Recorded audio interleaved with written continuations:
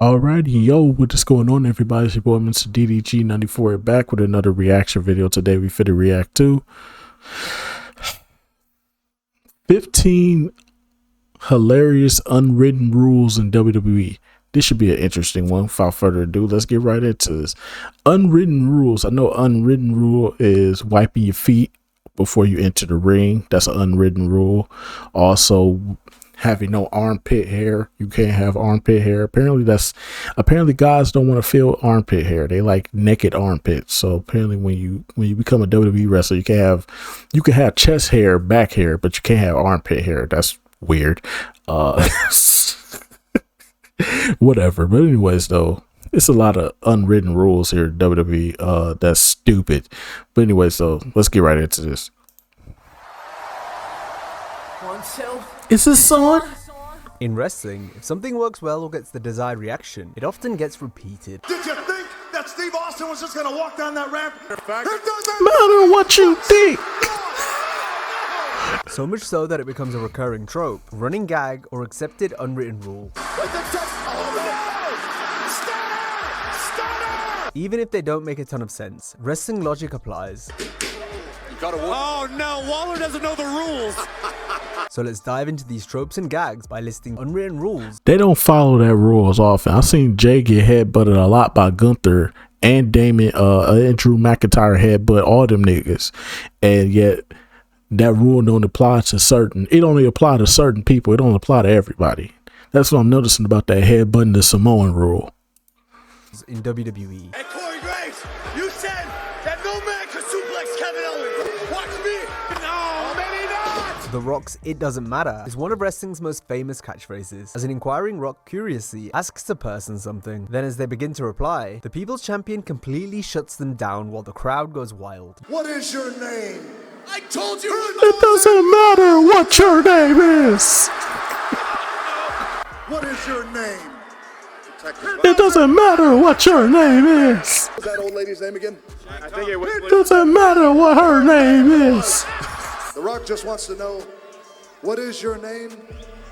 It doesn't matter what your name is. You'd think anytime the Great One asks such a question, the individual would know not to answer due to the high risk of getting roasted, but yet they fall for it each time because everyone wants to hear the Brahma Bull deliver his iconic line. How is it that you came up with the name Coach? Well, actually, when I was a little kid, it was a nickname. Doesn't matter what your How you doing?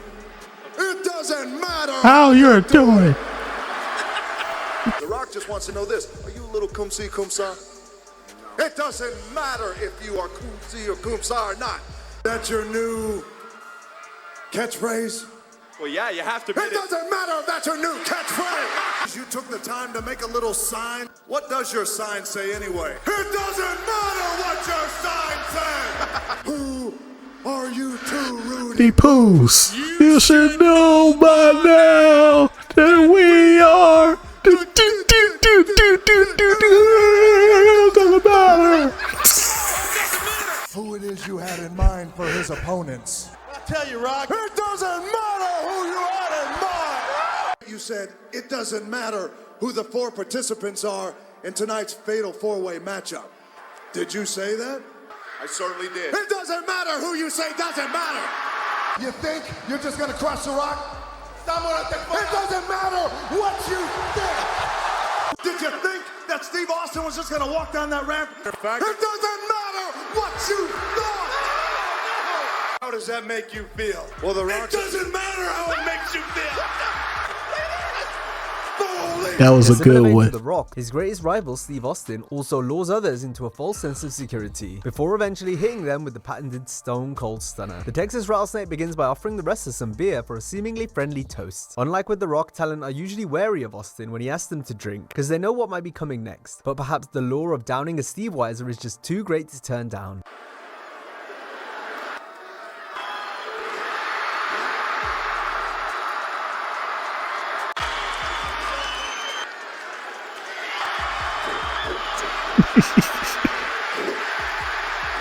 Good old Miller Lite.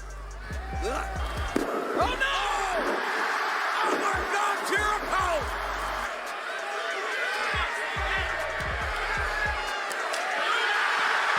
Austin That's the boss! Nevertheless, the beer ends up getting spat into the air when Stone Cold nails his legendary finishing move.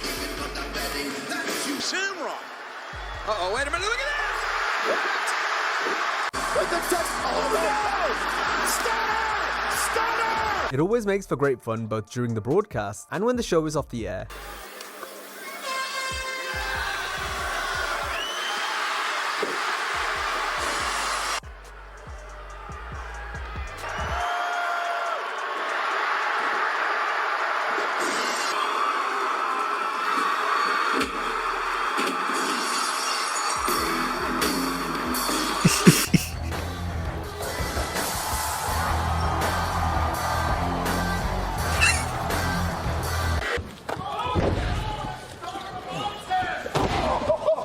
Aside from getting taken out by invisible gusts of wind and staying down forever, referees in wrestling have established various unwritten rules over the years. And we're not talking about the actual rules of the contest, but rather how the refs tend to lose brain cells when certain things happen, like how they completely ignore the match as soon as there's a distraction or interference. Edge now! May still win it! Edge for the championship! And somehow Theory kicks out, and Finn Balor in the way again!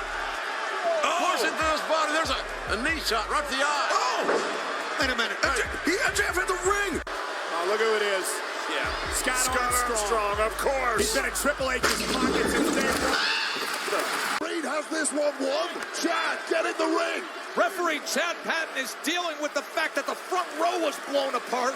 Electric here in Charleston.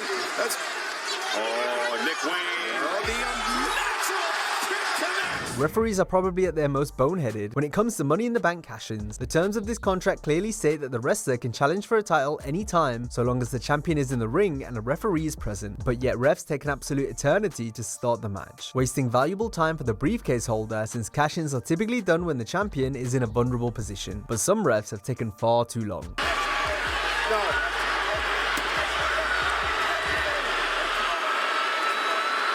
That's why you have the contract. That's why it's so valuable. Come on, Cena's unconscious. Cash it in, John Cole. He can't wait. Ring the bell, he says. The official has to clear the ring for the safety of the competitors. Cash it in. You gotta be kidding on.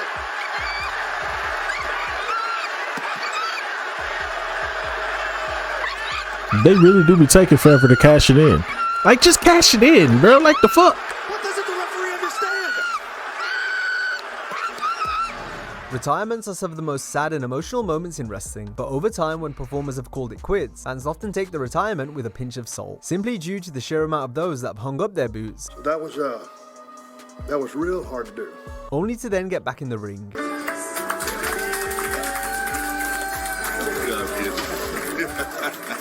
Mick Foley returned in less than a month after losing a Hell in a Cell match with a career-ending stipulation. Goodbye, my friend.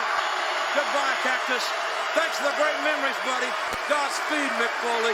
Mick, kick out. You can do it, Mick. You can do it. Thanks for being here. Oh, damn it. Damn it. Foley stuck to WrestleMania 16 being his retirement until 2004. I'll say goodbye, but don't you cry. I'll be back again someday. Mick then came back, first to compete in the Royal Rumble, working a program with Randy Orton. Oh, man. It's Mick Foley. Mick Foley is here. And Orton can't believe it. And then again in 2006 to work a program with Edge. You've awoken something inside of me that was sleeping for too long. Do you know what you've done? The Heartbreak Kid Shawn Michaels and the Nature Boy Ric Flair had two of the most perfect retirements in wrestling history. I have had Hey, Ric Flair did it to himself, bruh. Fuck out of here with that bullshit. Ric Flair did it to himself. the greatest wrestling career in the history of pro wrestling. The Heartbreak Kid Shawn Michaels has left the building. So when they got back in the squared circle as complete parodies of themselves, it tainted the beautiful ways they bowed out while also hurting fans. The figure four is on! 1, 2, 3! I hope I didn't let you down. I don't remember half of it, but thank God. It totally blew. The Yeah Boo spot started to become popular during John Cena's first WWE title run and continued throughout his career.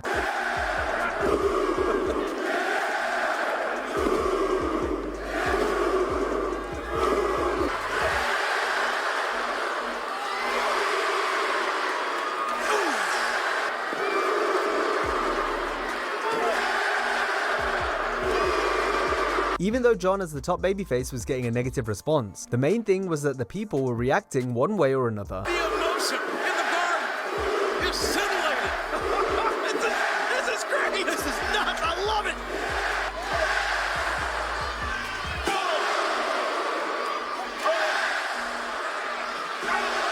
At one point, the higher-ups made it a rule that no other wrestlers could do the yeah boo 1-2 punch exchanges other than Cena and his opponents.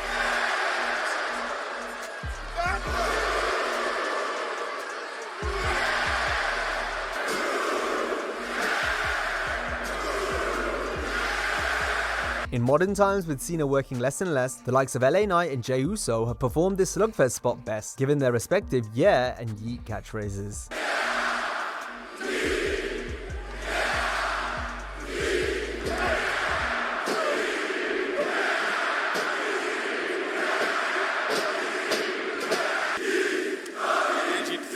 Middle of the ring.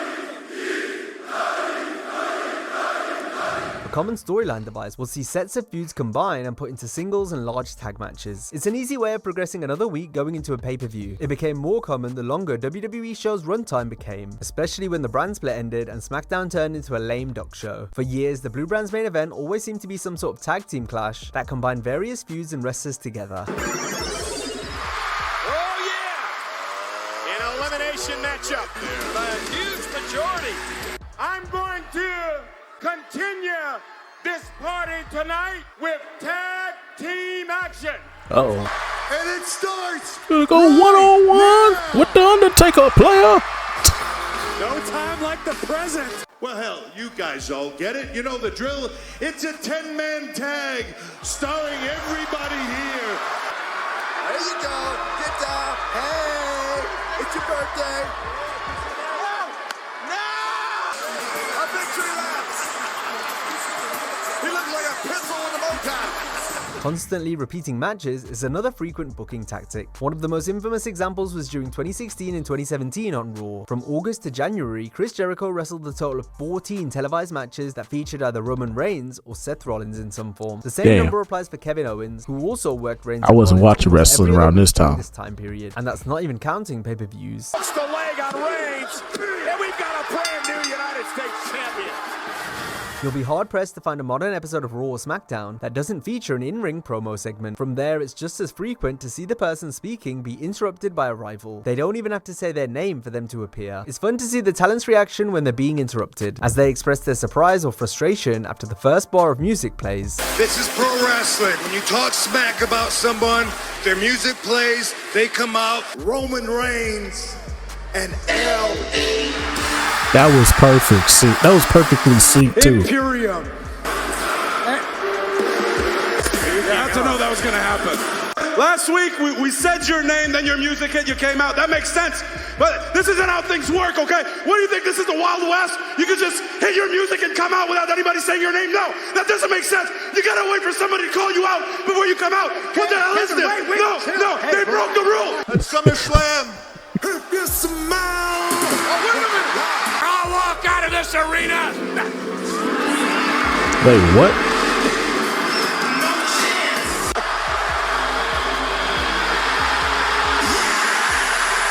Oh, no! There's only one badass in all of WWE. Judgment Day is back to running all.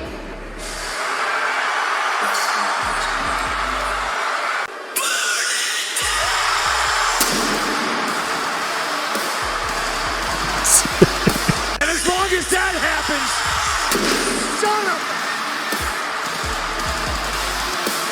of... Roman Reigns getting annoyed after being cut off by the wrestler's music was particularly funny. A-Town. Okay, that I would be totally disrespected by that. I wouldn't be disrespected by that, but a fucking Austin Theory coming out and disrespecting me, fuck you.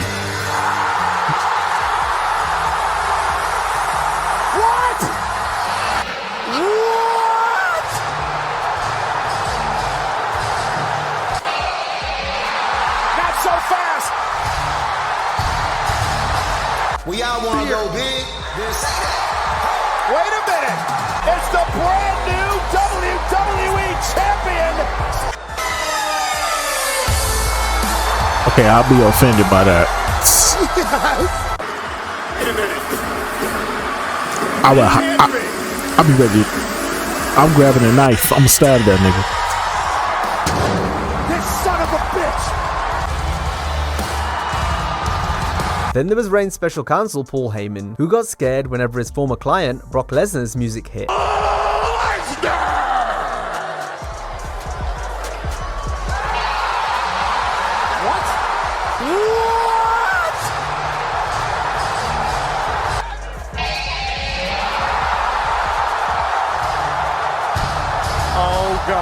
Tell Charlie to fire up. Oh!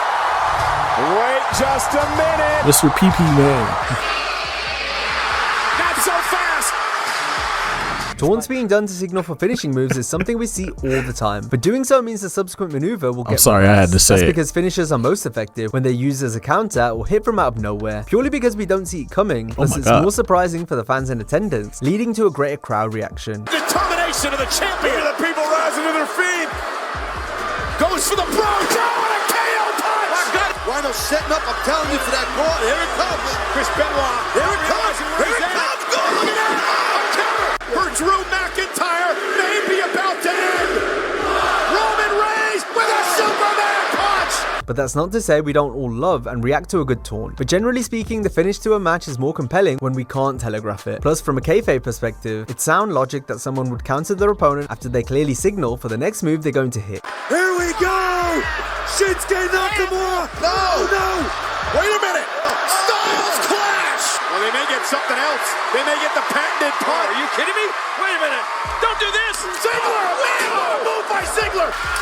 I wonder if Miz is regretting his act of bravado right now. RKO attack. RKO. Miz. Touching finale. The Fiend can blame himself for the return of the Yes movement. And Fiend grabbed him from out of nowhere. Assist Abigail. Placing himself in position again. Looking to strike. Oh my God. At least signaling for a finisher is more of a literal hit and miss when it comes to performing the intended maneuver. The same can't be said, however, for these next series of moves, such as when wrestlers attempt to do a superplex on Kevin Owens. In almost every instance, KO reverses this into a fisherman buster. Owens must be licking his lips anytime he finds himself sat on the top rope. Going for a superplex. Nobody more comfortable on the top than Balor, but Kevin Owens. My God! With the Kingslayer. Oh, baby. There again. Wait a minute. No. Oh my Good goodness. gracious. Owens. Roman might be looking for a superplex. He was up to the top, and now he dropped down to one. no. Oh my God. Fisherman Buster. Somebody gonna break that rule eventually. Oh my God. Probably Sami Zayn. That make a bunch of sense if it's Sammy that do it. Grabbing the leg of Sami Zayn. No! Fisherman Buster to the damn table. He glanced back at that ladder. Oh my God, Owens is hooking the leg. Fisherman Buster. Fisherman Buster. Tom, I know you're new around here, but this is never good to try. He hooked him. Hey, Corey Graves, you said that no man could suplex Kevin Owens. Watch me. No, maybe not. Opponents climbing to the top versus Samoa Joe is also futile. The Samoan submission machine is known for his technical prowess between the ropes, but his greatest counter to offense is simply stepping away from the danger. Joe nonchalantly walks out of the way of that crossbody. Oh, Kitty King caught nothing but canvas on the way down. Both men going for missile drop kicks Joe out of the way. Talked earlier about the power game from Magnus. Getting from Joe. The good old days of TNA. His pass springs off the middle rope. Joe just walks away. Joe just moves away and Van Dam crashes and burns. It's something William Regal used to do as well. Dragon back in, up, and down. Regal just stepped away from it. Yeah, just rumped away. But Joe did it in the most clever and funniest of ways. Why exert extra energy to avoid damage when you could just nonchalantly step aside? Beautiful though. Let's see this space. Double axe. Be careful here. There you go. And I like that. Up to the top, Samoa Joe. I love that. And now Tony Nese. Nobody home. Joe says, see you later, buddy. Yeah, he's seen too much. Billy Kidman had quite an elaborate method of hitting an X Factor. Instead of the traditional route, Kidman waited until his opponent went for a powerbomb before slamming their head into the mat. Picks up Kidman. Eddie now has him hooked. Picks him up. Oh, he tried to powerbomb him down. Eddie hooks him again. Up and Kidman in midair. His technique evolved when moving from WCW to WWF, but one thing remained the same. You can't powerbomb Billy Kidman. The unfair advantage. Look to no avail. What a counter! This six-man tag team matchup is... Oh, what a counter by Kidman. Well, right there, here comes a big powerbomb. And Billy Kidman countered face first. Setting Billy Kidman up. And on the opposite end of the spectrum, Ric Flair, for all his legendary status and in-ring brilliance, had one hilarious Achilles heel: his top rope antics. Time and time again, he'd climb to the top turnbuckle, only to be caught and slammed down in classic Flair fashion.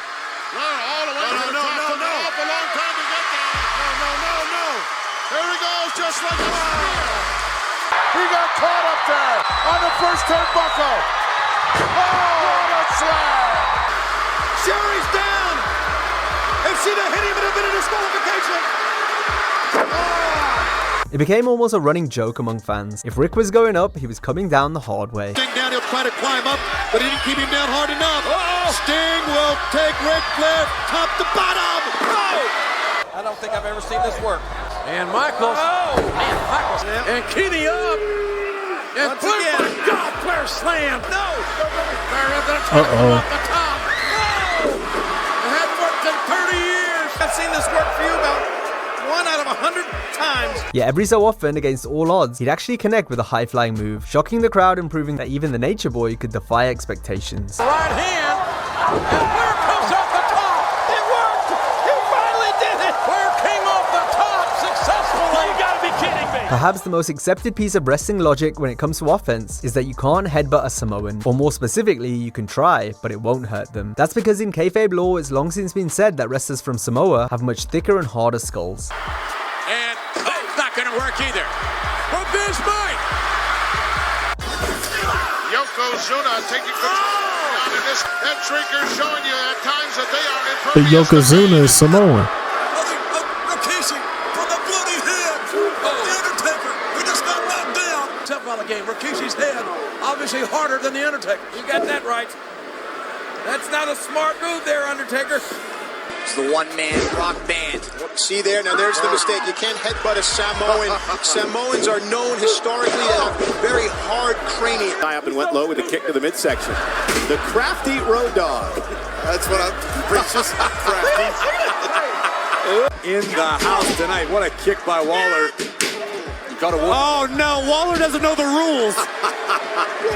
Grayson Waller of late has been on a string of that wasn't smart. The only wins he's seen recently. Samoans, or Tongans in the case of Meng, have been able to use their strong heads and overall toughness to shake off other attacks too. Oh! Below the leg drop, and Rikishi bounces right up. Turn around, Dave! XFL to be seeing action next February. Hey, yo. Hey, yo. Hard hit of Rikishi. He didn't even feel the DDT. Flying! Hey, yo. What the heck? Oh my Hey, yo. I see a few Alphonses and a few Hail Marys. Goes this. And there's that turnbuckle powerbomb. Superman punch. Wow. And what a follow through. Spinner. And Duggan, the big headbutt maybe. Yes. Wrong maneuver. It's like hitting a brick wall. This even includes weapon shots. The ring with the enforcer, solo Sikoa. No! What? Get out of the ring.